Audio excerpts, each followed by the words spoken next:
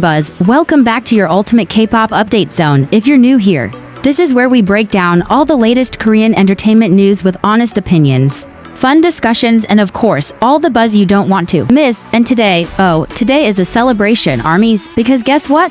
Our BTS boys have done it again, and not just done it. They've smashed their own record in the US music scene. So here's the deal. The Recording Industry Association of America, or RIAA, just dropped their latest gold and platinum list, and BTS, they're all over it. The group just earned for more platinum certifications, and yes, that means over 1 million units sold each for Run, Blood, Sweat and Tears, DNA and Fake Love. Like, hold on, let's just pause there for a second. These aren't even their newest tracks. These are classics, emotional powerhouses, songs that shaped BTS's global rise. And they're still selling like hotcakes. This officially brings BTS's total RIAA platinum certifications to 13, which is the most ever for a K-pop act. They're literally competing against their own record now. I mean, who else does that? Now if we go down memory lane a bit, you'll remember they've previously gone platinum for hits like Mic Drop, Boy with Love, Idol and Butter.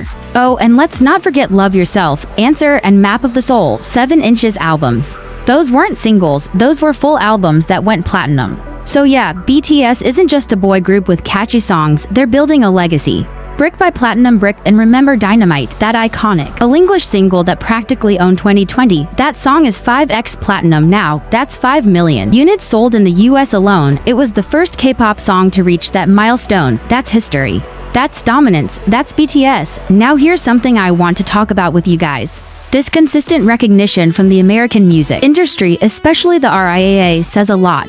We always talk about how BTS paved the way, but certifications like these are receipts. This isn't just about fandom power, though ARMY, y'all are a force of nature. It's about sustained musical impact. These are songs that resonated with listeners. Beyond language, beyond trends, beyond borders. Also, don't sleep on this next part.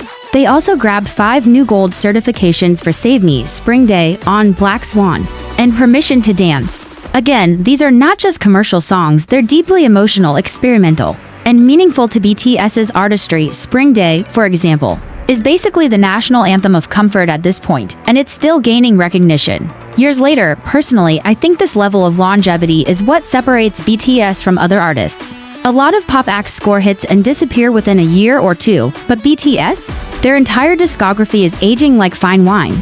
New fans discover Blood, Sweat and Tears for the first time in 2025 and go, ho, this was 2016. And then it's on their playlist every day. That's the kind of impact we're seeing here. But let me ask you, why do you think BTS continues to break records like this in the US? Is it just the power of ARMYs constantly streaming and buying? Is it the emotional depth of their music, the storytelling? Or do you think it's a mix of everything? Drop your thoughts in the comments, and while you're at it, tell me which of these 4 newly certified platinum singles is your favorite and why. Personally, I've always had a soft spot for Run. It's that perfect mix of raw energy and youth rebellion.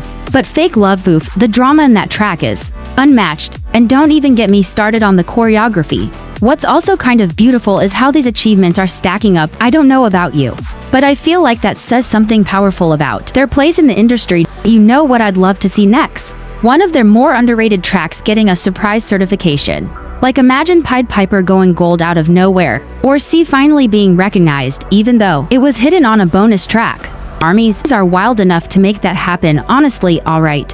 While we're on a roll talking about chart impact and global recognition, there's another hot topic we need to dive into, and it's connected to another major figure in the K-pop world. And speaking of impact, let's talk about another BTS member who is literally killing it right now. Yep, I'm talking about none other than our sunshine, JHope. Billboard just dropped some major news, and it's all about JHope's solo power. His latest track, Killin It Girl, has officially debuted at number 40 on the Billboard Hot 100. Not only is that a huge accomplishment by itself, but get this, it marks his 8th entry on the Hot 100 chart. That makes him the K-pop solo artist with the most entries in Hot 100 history. Let that sink in for a second. 8 solo songs, 8. Now let's go down that list for a minute because it's kind of a flex. We're talking On the Street, Mona Lisa, Sweet Dreams, Chicken Noodle Soup, More, LV Bag, Arson, and now Killin It Girl. That is a wildly diverse lineup of songs, some gritty, some chill, some experimental, and now this latest one is straight up vibey. What I love about Hobi's solo discography is how unapologetically him it is. There's a confidence and creative freedom that just screams, "This is me," and let's not overlook the fact that this new song didn't just chart, it made waves. Killin It Girl ranked number 2 on the Billboard Global 200 excluding the US and number 3 on the Global 200. Including the US, that means he's getting massive streaming numbers from everywhere. Not just Korea or the US, fans across Asia, Europe, Latin America, they're all vibing to this track. That's global domination. Oh, and did I mention he also scored the highest Billboard Hot 100 entry rank? For a Korean artist this year, that's not just beating records. It's setting the tone for everyone else in 2025. And on top of that, it's his personal best. His previous highest debut was with On the Street, but now, he's outdone himself again.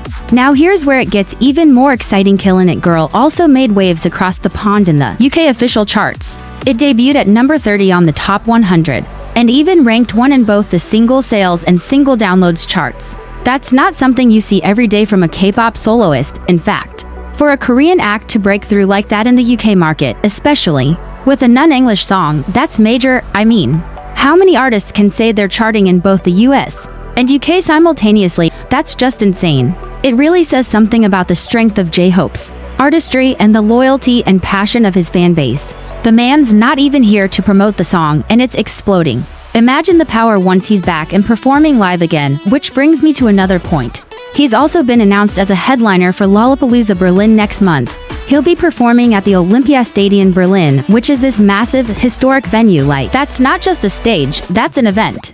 This will be his second Lollapalooza appearance after Chicago, and I honestly think it's going to be even bigger. The hype is already through the roof, and fans from all over Europe are planning to fly in just to see him live. I really feel like that performance is going to be a turning point for JHope's solo era. Okay, real talk, have you listened to Killin It Girl yet? What did you think? Because personally, I was blown away.